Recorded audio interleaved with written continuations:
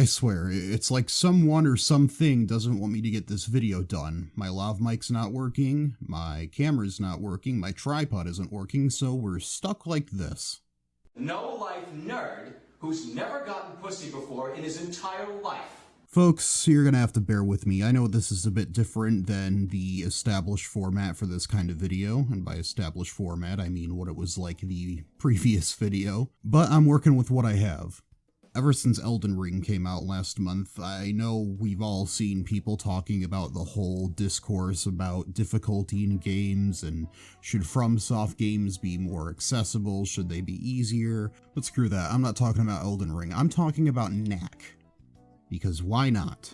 They're decent enough platformer games. They're obviously games targeted at a younger demographic, or at least somewhat, but they're still okay to play through. I played through them because in what little time I do have between bouts of depression and busting my butt off to make videos, I try to 100% games with full platinum trophy runs. What a trophy, or the Xbox equivalent, an achievement, is basically fulfilling a certain criteria in a game, whether it be getting to like a certain story point or doing something in particular like killing 5 enemies with one whatever.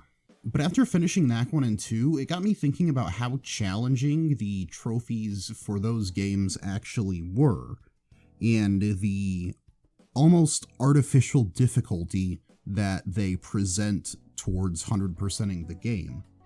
Now, adding challenge to a game isn't inherently bad, I mean, most people welcome it, but when it comes to specific challenges that need to be fulfilled for trophies, usually these are middling at best. I want to talk about the game design of Knack 1 and 2. They're fine enough platform games with, you know, average, middling combat of press, kick, and punch, and that's about it. But it wants to be so much more than that. It tries to present itself more as a beat-em-up with platforming elements, but beat-em-ups usually have some sort of, like, advancement system, whether it be unlocking new moves, or getting better at them, or upgrading your moves, which Knack 2 has a bit of, but it's definitely not as fleshed out as it needs to be. There were 2 things in particular that make 100%ing a lot of games difficult that I don't want to claim are bad game design, but not ideal, and those are creating artificial scarcity in games and presenting intensely difficult challenges. And I figured I'd use the Knack games as frames of reference for this, because they each do one of those 2. In terms of artificial scarcity, there are plenty of games that require you to grind for hours upon hours, and trust me, I've definitely sunk dozens of hundreds of hours into certain games in order to get different trophies, but the issue lies in trying to make a gameplay loop that is satisfying enough to keep playing through while doing so. One of the multiple games that I've sunk dozens of hours into to grind for 1 or 2 specific resources are the Attack on Titan games. Say what you want about the Attack on Titan games, but I think the gameplay loop is satisfying enough to keep going back to these levels and playing them over and over again to get the specific resources that I need in order to craft one item to unlock a certain trophy.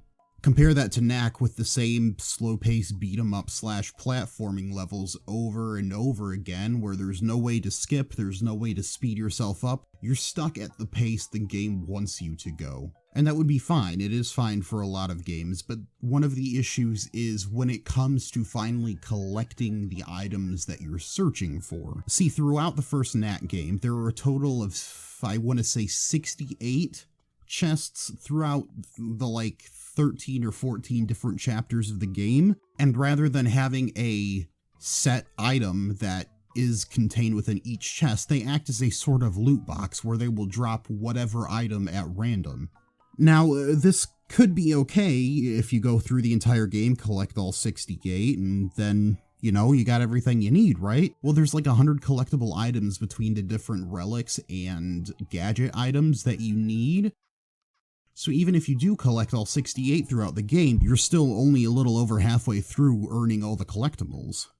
And to make matters worse, you can get repeats of the same item from these chest loot boxes. Gadget items are items that once you collect a certain amount of, it'll unlock a gadget that you can use throughout the game. Unless you're a player like me, who even though you got a majority of the chests on your first run, I didn't unlock any gadgets by the end of the game, and I had to go back and run through the game again in order to get them, which a New Game Plus run isn't always bad, but when you're doing the New Game Plus run the exact same way you would have done a normal New Game run because you don't have the items granted yet, it just becomes the same exact thing. The crystal relics, you have to collect a certain number of them in order to unlock a different costume or outfit or skin or whatever you want to call it for Knack, which have different abilities to them. The issue, again, is though, once you collect all the parts for a gadget, they don't spawn in the chests anymore. So once you collect all the gadgets, you don't have any odds of getting another item part in the chests. Unlike the gadgets, for the crystal relics, even if you do have 15 out of 15 ruby crystal relics that you need in order to create one specific costume for Knack, you can still get more crystal ruby relics, which means that you could be stuck in a loop of getting the same relics over and over again for costumes that you already have, while still being stuck on like 1 out of 20 for another costume. There is a workaround for this, but it requires getting to a level where a secret chest is hidden near the beginning, going there, opening it up, seeing what it is, and if it's not the item you need, going to the home menu, closing out of the game, relaunching the game, waiting for the game to load again, skipping through everything, continuing the game, loading it back up again, going through that part of the level and opening the chest again and hoping that you get what you wanted. Especially, say, when you have to collect 15 diamond relics, which each item has like its own star rarity loot box rating, where like a diamond is 5 stars versus like the more common ruby, which is 1 star, which means you're gonna get more excess rubies than diamonds. And it would be okay if there was like a way to trade them in once you get in certain number of excess relics, but there's not. So you're stuck with all these excess crystals while you're not finding the ones that you need, unless you do this little reset hack. And that's what made completing Knack 1 truly a nightmare. It's still a good game, but this artificial scarcity that's created within this contained loot box system just doesn't work in its favor. And I don't have any justifiable reason for why the game would be created that way. Knack II, they solve this problem by making sure that each chest has a set specific item in it, that once you get that item, it doesn't spawn in any other chest. So as long as you go to whatever specific ones you want, say you only want to collect the gadgets, if you go to the ones that only have gadget parts in them, then you can get all the gadget parts. It definitely works a lot better. The issue that presents itself with Knack 2 is challenge medals. Once you complete the game, you learn that each level has a set of 3 different challenge medals that you have to collect, and for the trophy you have to collect 70, I believe, of them out of, I want to say, 120? So you don't have to collect all of them, but you do have to collect a fine amount of them. And you do unknowingly earn some of these medals along the way, and those become unlocked once you beat the game, and you can see which ones you unlock naturally. The issue with this is a lot of the medals are speed-based, meaning you have to complete the level in a certain amount of time, which is fine sometimes. I think I speak for a lot of people when I say that time trials are the bane of a lot of people's completionism. Good time trials present a fair challenge to players in order to complete certain levels or do certain tasks in a set amount of time. But in Knack 2's case, it almost feels like they didn't actually try to complete the levels in the time trials allotted times, because a lot of them are next to near impossible. For some of them, you can barely inch it out if you're lucky enough. And that's not to mention the actual arena challenge time trials, which are actually easier than the medal time trials. The medal time trials, you're going through the main levels of the game that you've already played and trying to beat them in a specific amount of time. The arena time trials are going through obstacle courses and earning bonus time as you go through. Those are easier because it gives you a bit of leeway for gold, bronze, and silver medals, or I think it's a 1 through 5 star rating system actually. And that works out okay most of the time, unless you're forcing the player to always earn the top level of time trial completion. For a better example, I'd say something like the Crash Bandicoot series. Replaying through the Insane Trilogy and playing the original games by themselves, most of the time trials aren't super difficult to complete. Some of them do present a bit of a fair challenge, but for the most part, none of them are designed to be unfair. Versus Crash 4, which has become infamous for the lucrative difficulty of the time trials in that and how hard it makes the game to 100% complete. Even the dozen hours I put into Crash 4, I still have only come like maybe halfway through completing all the time trials. And I get that challenges aren't for everybody, but there has to be a point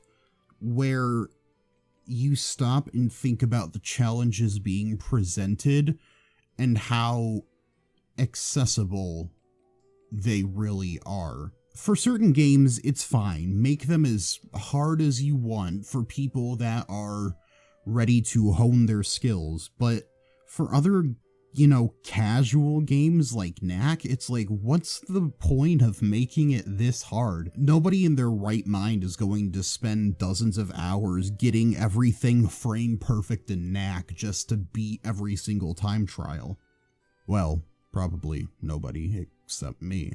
It's not the biggest issue in the world if trophies and achievements are a bit difficult, even if some of them are near impossible. I just thought it would be an interesting issue to discuss, because it can be frustrating and possibly even hinder the enjoyment of some games for people that aren't able to perform these specific tasks that the game requires. When people think of accessibility, they usually immediately think of people playing with disabilities, people that are physically limited.